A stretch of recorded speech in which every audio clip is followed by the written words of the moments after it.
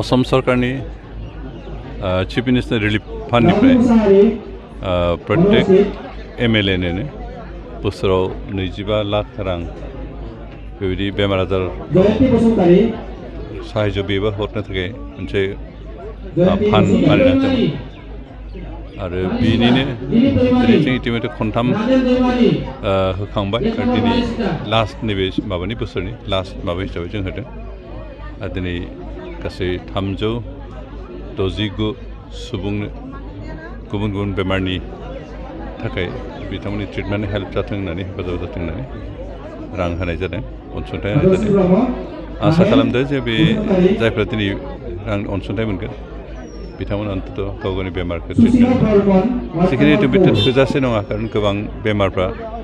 लाख लाख थाखा खरस जायो खिन्थु लाख लाख थाखा खरस जाबाबो जों होजोबनोबो हाया बेनिखायनो गासिबाबो जाहाथे एसे हेल्प जाथों बेबायदि होननानै जों बेलेग बेलेग बेमारखौ नायनानै सोरनाबा 25,000 सोरनाबा 20,000 सोरनाबा 6,000 10,000 बिदिबो दं बेबायदि जों होदों इदिबो जों खनथाम होखांबाय दिनै 4th टाइम आरो बेयो लास्ट नैबे बोसोरनि लास्ट माबायाव जों होबाय दा नेक्स्ट दरखास्त होनायथ' गोबां दं जों एबार 400 एप्लिकेसन हरदोंमोन चिफ मिनिस्टार जा फान्डआ मात्र 369 थाखाय ग्रुप जाना थाबाय बेनिखायनो बाखिफोर थाबोबाय जों फैगौ बोसोराव जिहेतु नेक्स्ट माबाया एप्रिलनिफ्राय स्टार्ट जागोन नेक्स्ट बोसोरा फाइनान्सियेल बे एप्रिलनि उनावसो जों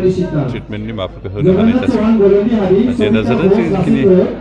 बेखिनि जिखिनि होनो आसा खालामदों बिथांमोना गोबाङानो उपकार जादों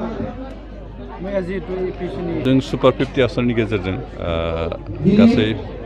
50 स्टुडेन्टखौ APSCनि थाखाय प्रिपेयार खालामदोंमोन बिनि बिथोराव एबार एसे खम मोनबाय थेवबो मोनबाय बे जोंनि थाखाय जोबोद गोजोनथाव बाथ्रा बिनिनो सासेया आंनि समस्ति आम्बागावनिफ्राय मोनदों जों आसा खालामदों जे फैगौ समफ्राव आरो गोबांसिन मोनगोन जा UPSCनिफ्राय दासिमहालागै सासेबो मोनाखै खिन्थु थेवबो जों नाजानायखौ गाराखै एबार कचिं लादों इन्टारभिउ होगोन बिनि अनगायैबो जा मेडिकेल आरो इन्जिनियारिं फरायनो थाखायबो कचिं लानाय दङ जों बिथांमोननिफ्राय आसा खालामदों थांनाय बोसोराव जिबायदि मोजां रिजाल्ट मोनगोन बिदि मोजां रिजाल्ट मोनगोन जोंनि ओनसोलनिफ्राय जों एडमिनिस्ट्रेटर डक्टर इन्जिनियार गोबां मोननो आसा खालामदों कारण जोंनि लकेल मानसिया जेथिया डक्टर इन्जिनियार जानो जोंनि ओनसोलनि जौगानायनि खामानि मावोब्ला जोंनि गोबां समस्या बोस्रांजानाय जागोन जों बेखौ आसा खालामनाय बेखिनि सुपार 50 आसनिखौ लादों दिनै हयथ' एबार एसे खम जादों नेक्स्ट बोसोर मोजां खालामलायगोन आरो जों बेखौ हायोब्ला नाम्बारखौ जा 50-50 लायो जों प्रेक्टिकबाबो बेखौ जों 100 खालामनो हैनोबाय बिदि मोनसे पलिसि जों सिदा खालामदों फान्ड एसे बांहोनो हायोबा जों